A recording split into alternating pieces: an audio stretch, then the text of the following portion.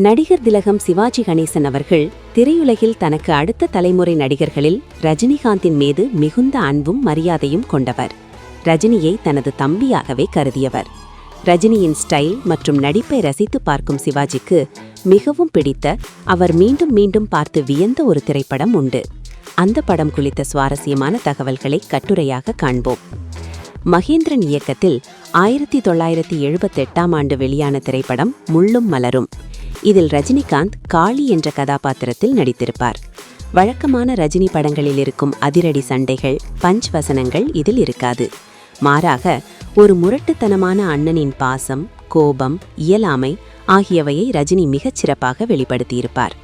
இந்த யதார்த்தமான நடிப்பைத்தான் சிவாஜி கணேசன் அவர்கள் மீண்டும் மீண்டும் பார்த்து ரசித்தார். சிவாஜி கணேசன் அவர்கள் ஒரு மிகச் சிறந்த நடிகர் என்பதால் சக கலைஞர்களின் நுணுக்கமான நடிப்பை பாராட்டுவதில் தயக்கம் காட்டாதவர். முள்ளும் மலரும் படத்தில் ஒரு காட்சியில் கையை இழந்த பிறகு ரஜினி காட்டும் அந்த தவிப்பும் தங்கை மீதான பாசமும் சிவாஜியை மிகவும் நெகிழ வைத்தது. ஒரு நடிகன் எப்படி தன் கண்களாலேயே உணர்ச்சிகளை கடத்த வேண்டும் என்பதற்கு இந்த படத்தில் ரஜினி ஒரு பாடம் நடத்தியிருக்கிறார் என்று சிவாஜி நெருக்கமானவர்களிடம் அடிக்கடி கூறுவாராம்.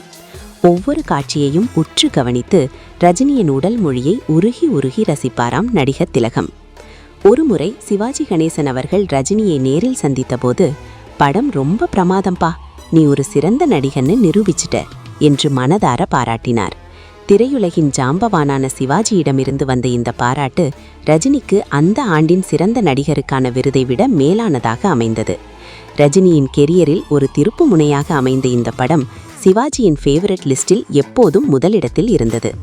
சிவாஜி மற்றும் ரஜினி இருவருமே இணைந்து படையப்பா, படிக்காதவன், விடுதலை, மன்னன் போன்ற படங்களில் நடித்திருந்தாலும் ரஜினியின் தனித்துவமான நடிப்பை காண சிவாஜி தேர்ந்தெடுத்தது முள்ளும் மலரும் படத்தைத்தான்.